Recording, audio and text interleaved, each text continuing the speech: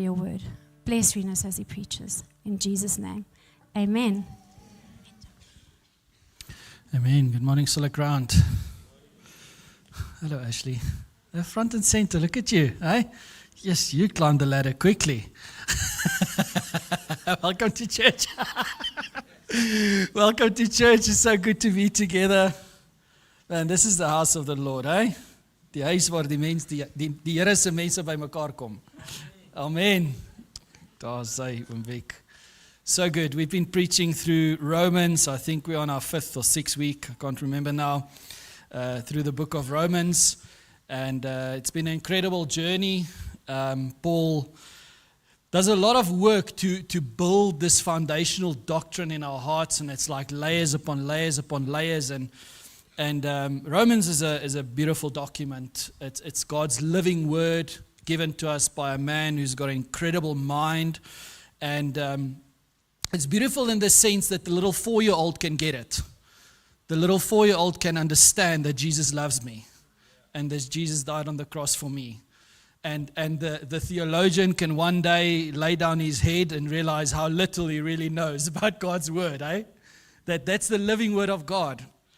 It's living, it's breathing, and it's incredible. And once again, the more you read it, the more you realize how little you actually know of it. And because God reveals himself. And what an incredible God. And what a small mind I have to try and comprehend this incredible God through his word. So Romans, Paul has spent 3.5 chapters showing us that mankind, whether you are religious or irreligious, whether you consider yourself good or bad, whether you're a Jew or a Gentile, wherever you are in life, friend, Paul has been spending 3.5 chapters telling us that you are in trouble apart from the gospel. If it's not for Jesus and his work on the cross, we are all in trouble. The sinful nature is not merely what we see in our behavior. It manifests itself in behavior, but the sin is in the blood. It's inherited from Adam and Eve, and it's passed down. And Romans 3:23 reminds us that all have sinned and fall short of the glory of God, because sin runs in the blood. Paul gives us his launching pad in Romans 1 verse 16 and 17, which I believe is the lens through which we read the entire letter that he wrote. It says, "For I'm not ashamed of the gospel, because it is the power of God for salvation to everyone who believes." Say everyone. So friend, if you put your faith in Jesus Christ this morning, what this message is saying, that the power of the gospel is for you. And it's acted upon your life. And it's acting upon your life, and it will, until the day you lay down your head, it will be acting on your life. And when Christ returns, it will be the final act. First to the Jew and then also to the Greek. For in it the righteousness of God is revealed from faith to faith. So our journey starts with faith. And it continues with faith, and it will end in faith, just as it is written. Why do I always struggle with that? It's always a tongue twister. Just as it is written, the righteous will live by faith. Beautiful, beautiful. And then for the next 2 chapters after, up to about 3 verse 20, from 3 verse 21 to 5 verse 21, the Apostle Paul tells us that there's hope. Yes, we are in trouble. He spends like 3.5 chapters telling us how much trouble we are in. And then he says, but now the righteousness of God is revealed, apart from the law. How beautiful is that? And there's hope. There's hope, not in ourselves, not in what I've done, not in my works, not in anything else but Jesus Christ's work on the cross. There is hope. Because Jesus comes and he becomes the perfect sacrifice. Because God is holy and he's just. And when we violate God's holy, just law by our sin, that sin has to be paid for. There's a price to be paid. And Jesus pays that price. He comes and he lives the perfect life. And he becomes the perfect sacrifice. And he pays the price that we are unable to do because we are not perfect. Then we see this transaction where Jesus' perfect life, his perfect journey, his perfect death, His resurrection is put to our account. And His righteousness means to perfectly uphold God's law. His righteousness is credited to our account. And I think the more we unpack it, I said to somebody in the interval between the two services, it's this big theological language that you find, and there's big arguments that you find in Romans.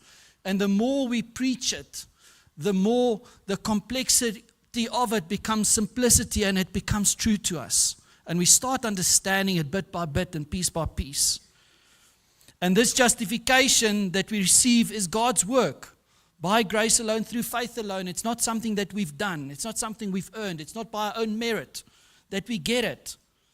It's not by our own works of obedience to the law that we get it. It's Jesus' work, God's work in us. Last week we saw how God's righteousness and justification is revealed through the lives of Abraham and David. Once again, not because of what they did, but because of their belief. Not because of their obedience, but because they believed God. And God said, righteousness is yours on the basis of the fact that you believe me. Because they believed the promise. And what we see now is that the Apostle Paul is not done. He's not done at unpacking this idea of righteousness and justification, because he's attacked this problem from, 15 different angles, it feels like. And it's still going after it. And because he's still going after it, we'll still be going after it, because we want to be true to God's word. And for some reason, the fact that he's lingering here and the fact that he keeps on coming at this problem or this understanding of righteousness and justification, it feels like we should do the same. So if you hear something for the 5th time this morning, hopefully by the time we've preached it for the 10th time, you will jump up and say, yes, I get it. That thing will happen in your heart, or something will unlock, and thank you, Jesus. Or maybe it's just to get us to shut up that you'll eventually respond. But either way, Paul spends time on it, and I think we should too. So this morning's text is from Romans 4, verse 13 to 15. For the promise to Abraham or to his descendants that he would inherit the world. So there's a promise that Abraham and his descendants would inherit the world. This promise was not through the law, but through the righteousness that comes by faith. If those who are of the law are heirs, faith is made empty and the promise is nullified. We don't want that, hey?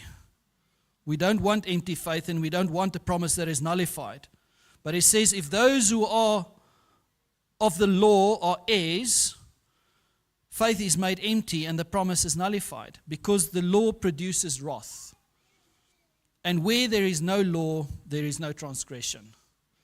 Many big words. Let's try and unpack it. Let's close our eyes. Father God, thank you for your word this morning. Will you take your word, your living word, and make it living in our hearts? I pray that you'll help me to articulate your word this morning in an understandable way. May your word make sense to us, Lord. Will you reveal to us this beauty of what it means to be righteous, what it means to be justified, and that this is not of our own works or of the law, Father God. May this make sense to us this morning in Jesus' name. Amen. So right from the beginning, the Bible teaches us that there's two possible futures for mankind. Verse 13 tells us that the promise to Abraham and his descendants is that they will inherit the world. Now, if you are waiting for me this morning to unpack for you what that statement means, this is a 2-part preach. Come back next week. We will deal with that statement this morning, but not in a way that we fully understand it, because there's some work we need to do. And there's not enough time in one sermon to do all the work to fully explain it. So what does it mean to inherit the world? Like I say, come back next Sunday.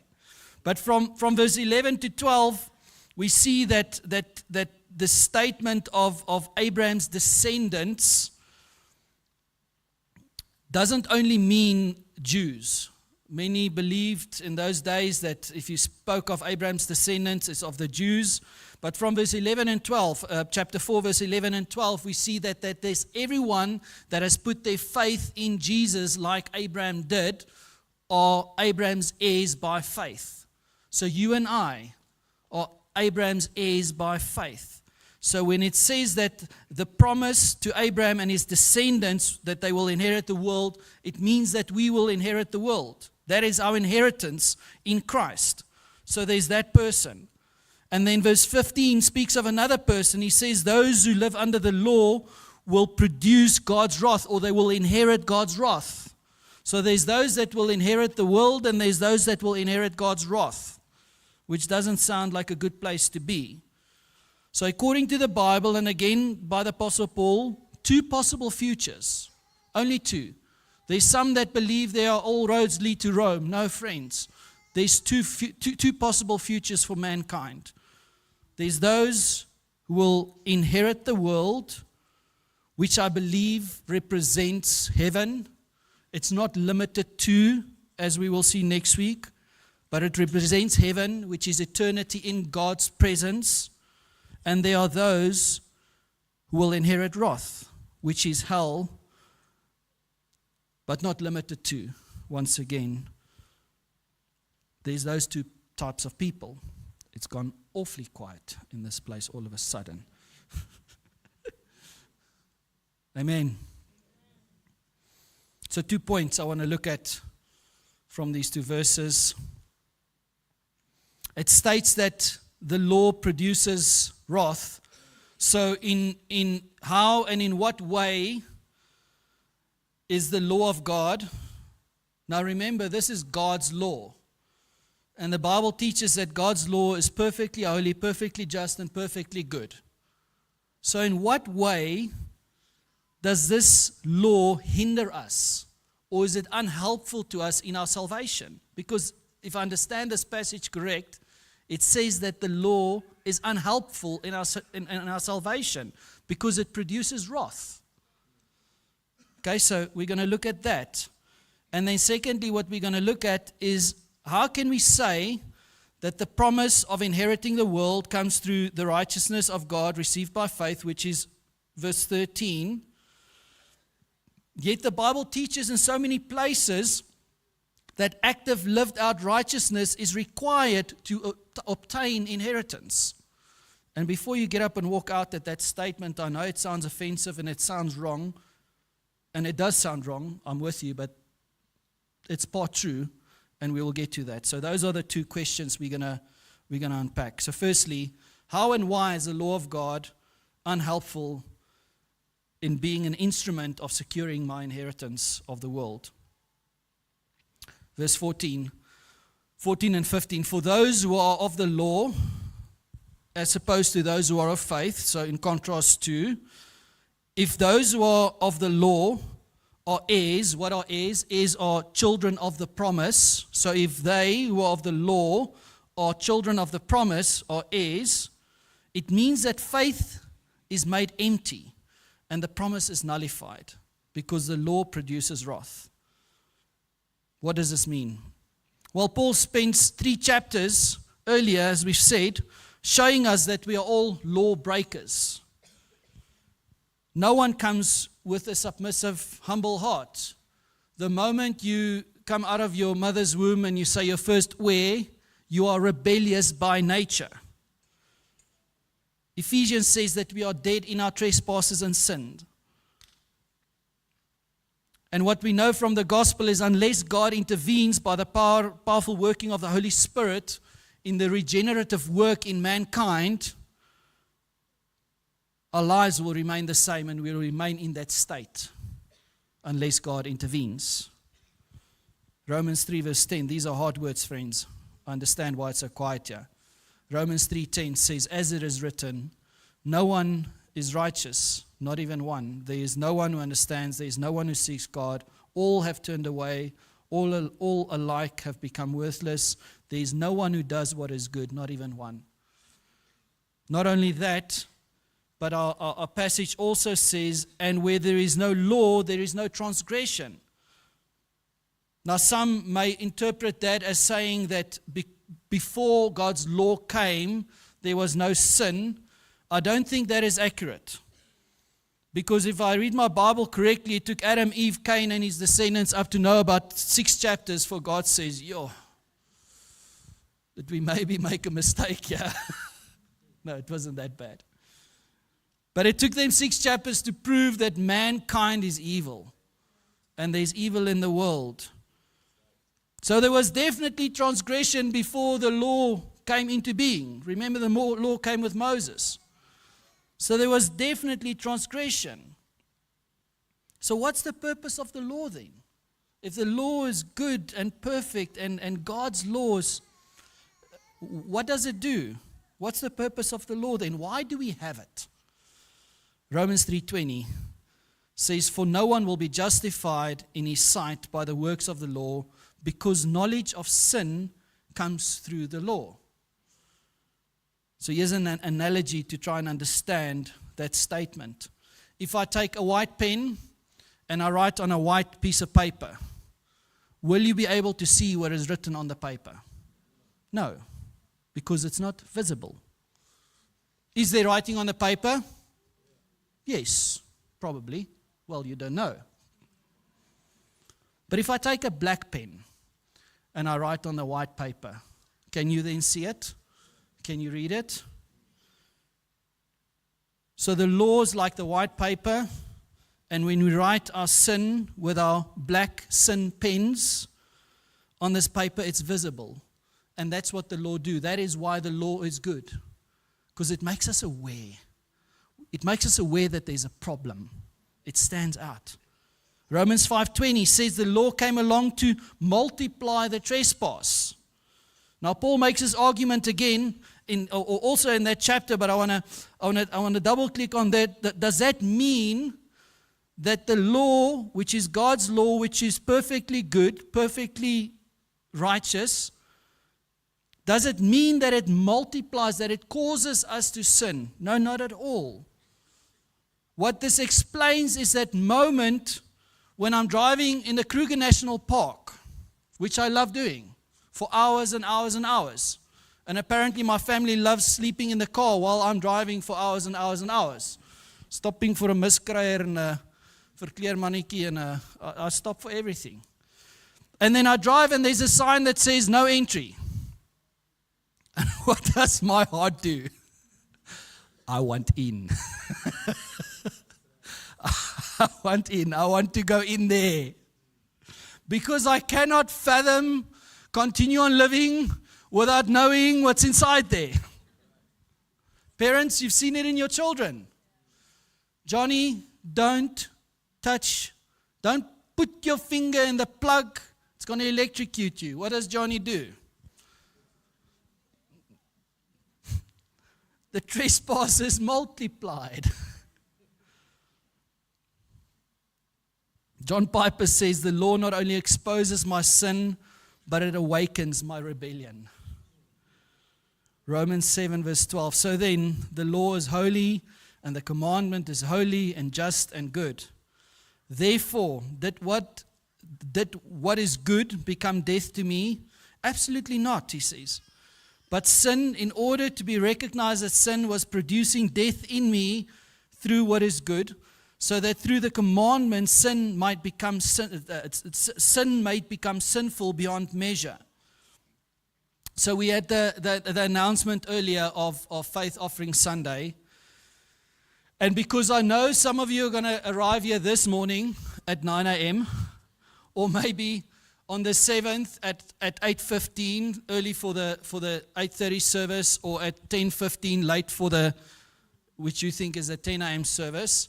I asked my team to take the media and the 9 a.m. service only. I asked them to embolden it, or to underline it, or to italicize it, or do something that this pops. Okay, that people can see, want julle weet gaan laat wees.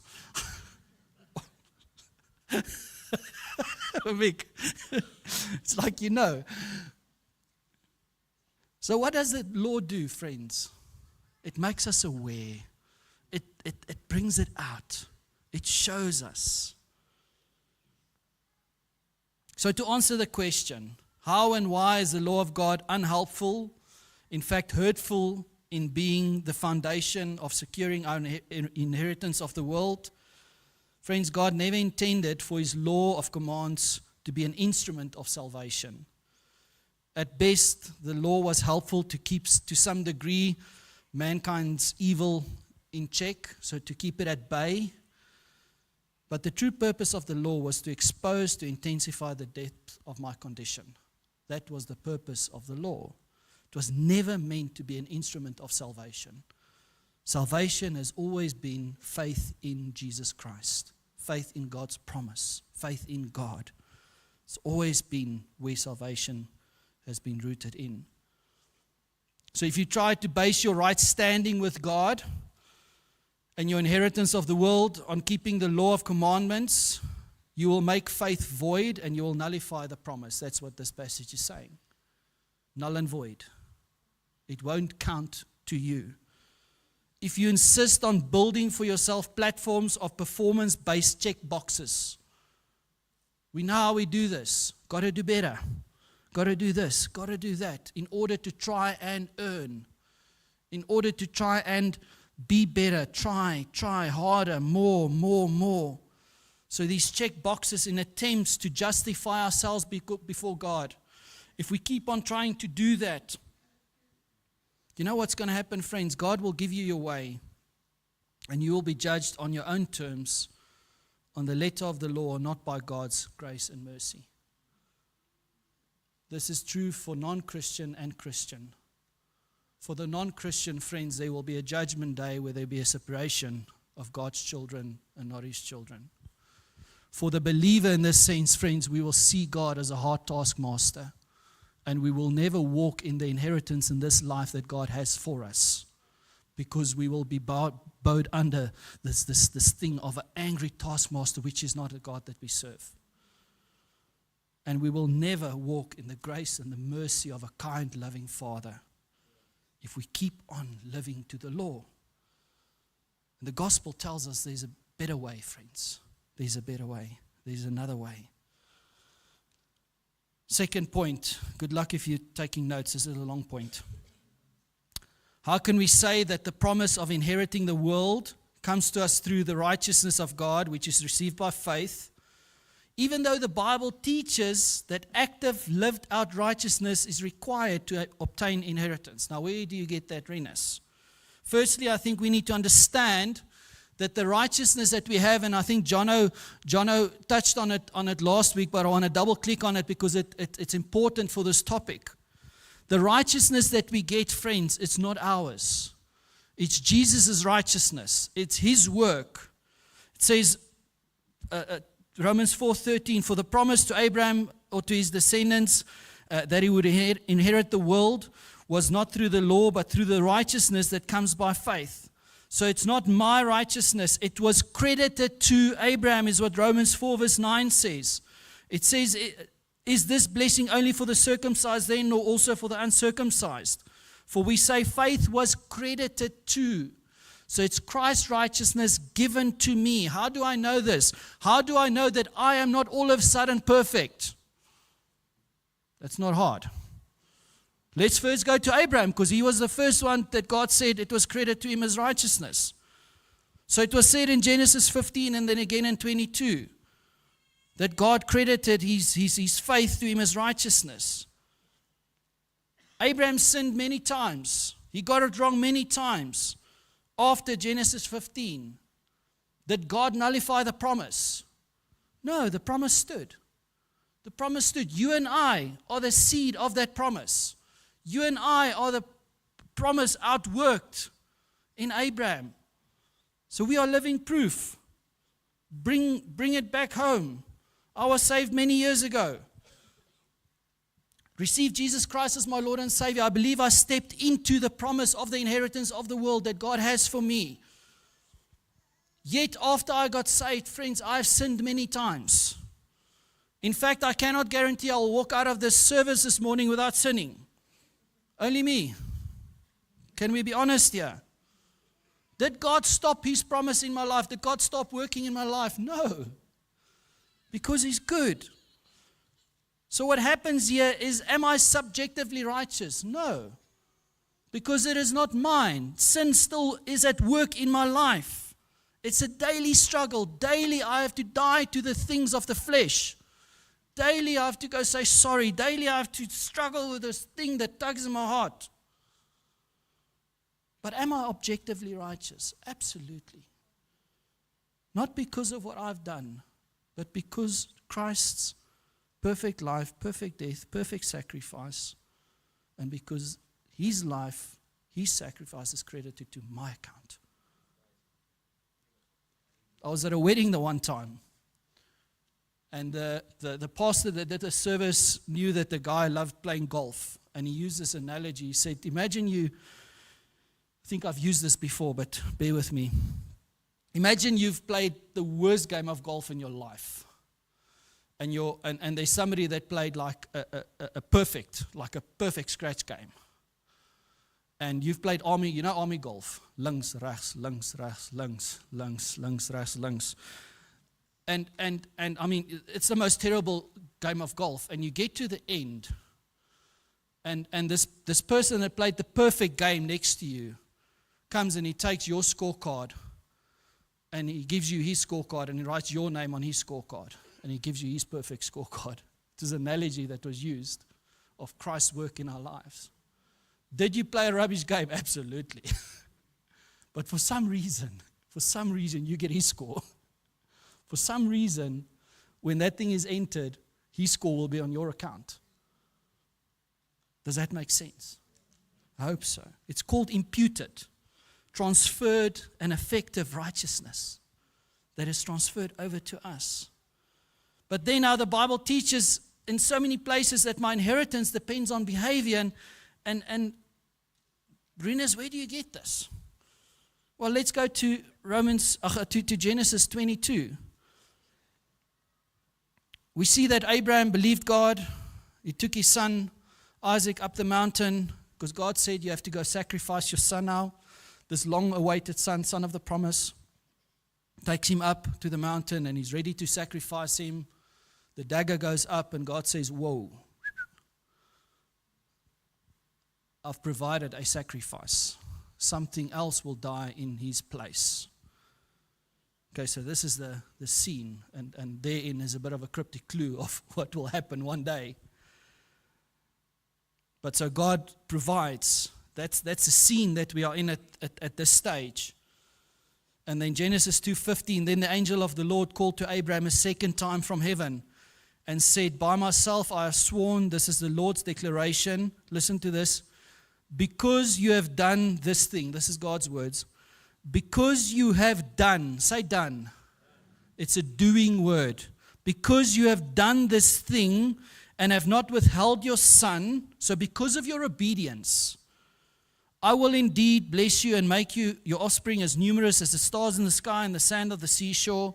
Your offspring will possess the city gates of the enemies, and the nations of the earth will be blessed by your offspring because you have obeyed my command. Okay, now if I read this, because you have done this and because you have obeyed, I will. This is the transaction that happened there, it seems.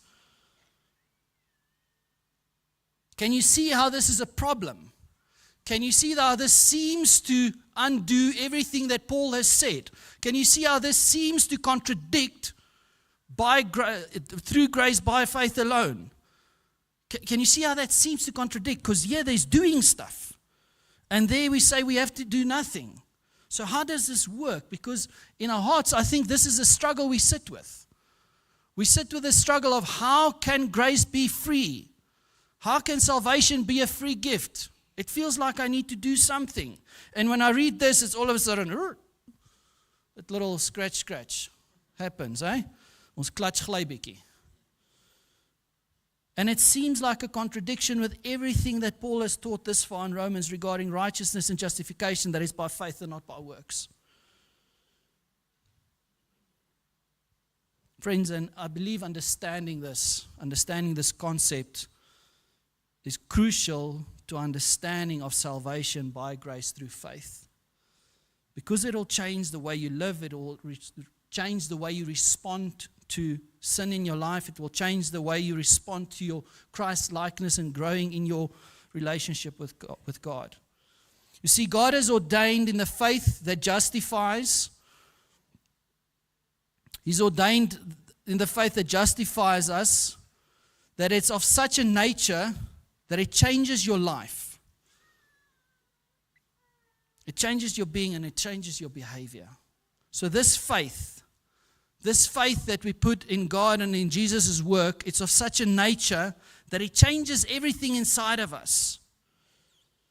In salvation, God gives you a new heart, a new spirit, and new desires. Those of you that are saved can testify to this. All of a sudden, the things that you wanted, you don't want anymore. There's this tugging in your spirit, but there's a new desire to live according to God's ways. This change manifests itself in willful obedience, which is the fruit of your faith, which stands not on your own merits and efforts, but on Christ's righteousness, which alone provides the foundation of our inheritance. So friends, it has always been and always will be God's work in us. It's never what I have done. It's always God's work. John 3:16, for God so loved the world that he gave his only son so that whoever lives like him will not perish but have eternal life. Is that what it says? No, it's not. Almost. Yeah. For God so loved the world that he gave his only son so that whoever lives like him will not perish but have eternal life. That's not what it says. It says, God so loved the world that he gave his only son so that whoever believes in him will not perish but have eternal life. So friends, we do not believe because of our obedience. No, obedience follows as a product of our belief. Salvation is not subject to behaving, it's subject to believing. Whether you believe or not will determine whether you are saved. There are those who behave, but they don't believe. Are they saved? No. No, because it's based on works. It's not based on Christ. In the same way, Abraham's righteousness and his inheritance was not subject to his obedience. It was by faith that righteousness and inheritance was made his. Obedience is the fruit growing on the tree of faith that is rooted in the soil of God's righteousness. So friends, the good works in our lives are fruit, not to earn, but because of our salvation. I'm going to land this plane because I'm seeing the glassy eyes here. Maybe you're sitting here this morning and you say, Rinus, you lost me at Hello Solid Ground. All I've heard is sin, wrath, righteousness, justification, fruits, roots, moi. I get it. I get it because these are chewy. It's a chewy theology and chewy to understand. But I believe the Holy Spirit can make it simple to our hearts. Maybe I missed the mark. Maybe the entire sermon went over your heads. I don't know. But here's the practical implication, if I can bring it home quickly. I'll be quick. So 2 types of people, as I said in the beginning, 2 outcomes. One is saved and one is unsaved. Okay? To the unsaved person, friend, the Bible is saying that there will be a judgment day. The Bible is saying, to my understanding, that on that judgment day, a question will be asked. Why should I let you into my heaven? Something of that line. Maybe it sounds different. Maybe God chooses to pose it. But it will come down to that point. Why? And if your answer is anything else but Jesus Christ,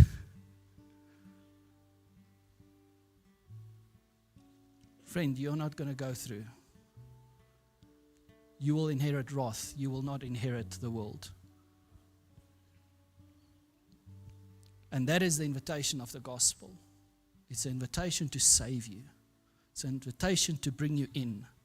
It's an invitation to say, I'm standing at the door and I'm knocking. Will you open?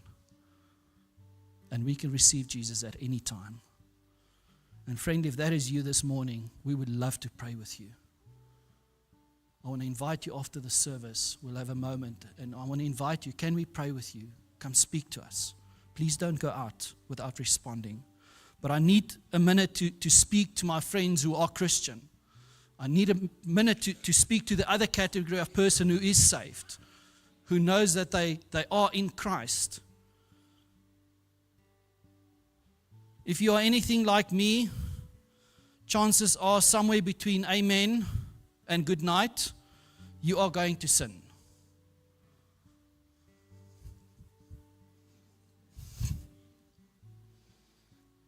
Somewhere you're going to miss the mark, because we are excellent at that. The question for the believer, friend, is how do you respond to this? What do you do with it? What do you do about it? Firstly, I believe what will happen is that there will be a conviction of the Holy Spirit. Because if you are saved, you've got the Holy Spirit in you. And what has just happened, the behavior will come into clash with what is inside of you. So there will be a conviction. I don't think it's going to be a guessing game. As far as I know, you will know that something's gone wrong, something's off. And I've done something to violate God's holy nature. The next thing that will happen is you will find yourself at an intersection. You have two options here of how to respond. The one response will bring you to wrath, and the one response will bring you to inheritance and freedom. Wrath and bondage, inheritance of freedom. And it's for us to decide how we're going to respond to this. One will build you up in your relationship with God, and the other will harm your relationship to God. Here's the two options. You can look at the sin and you can say to yourself, sure, I need to try harder. I need to do better. I need to do more. I need to eradicate this sin, which is all good thing, but notice how many times I said I there. I. You see, if we go this route, friends, it's all about me. It's not about Jesus. It's all about me. I have to, I need to, I have to. And you walk away experiencing condemnation, not conviction, and you experience the wrath of an angry God, which was never meant for you because you are in Christ. But you walk under this weight because you're trying to carry it yourself. It's not yours to carry, friend. Jesus died on the cross for that stuff. It's not yours to carry. But because we live this tick box relationship with God, we try to carry this weight. And we want to do more, do better, do things to fix. It's not ours to fix. We can't fix it. Don't you get it? You can't fix it. And over again, you want to know why you can't get away from that sin that repeats itself? It's because I. And you haven't surrendered. That's why you keep on tripping over the same thing, and the same thing keeps on showing his head up, because you've never surrendered it. And more you will see God as an angry taskmaster, which he is not. But that's the way you will experience him. I'm talking to Christians here, friends. You'll walk in bondage. Or you can choose the alternative. The alternative is you've just sinned, and regret sets in your heart, and the Holy Spirit convicts you, and you run to the cross. And maybe not physically, maybe there's a physical expression of this, but in your heart you run to the cross and you fall to your knees and you say, Lord, forgive me. I have violated your holy standard. I have wronged you. You know what God's word says? It says that he's faithful. He's faithful to forgive. Because Jesus paid for that already. 2,000 years ago, Jesus died on a cross to pay for our sin. And he says he will forgive us Forgive all our trespasses when we come to Him. And instead of trying harder, we ask Him to help us. Because fact is, there's weeds in our garden. And we want those weeds gone, don't we? But the difference is, Lord, will you help me to eradicate those weeds? Lord, I surrender this thing to you. That's the difference, friends. It's not me, mine, I. It's Lord, will you? Is this a part or opposed to some sort of effort? No. Sometimes you need to delete that thing on your phone. Sometimes you need to put down that thing that you're busy with. It's going to ruin your life. But the thing is, your hope is in Jesus and His work, not in your own ability to fix things. Salvation is not opposed to effort. It's opposed to earning. We cannot earn it.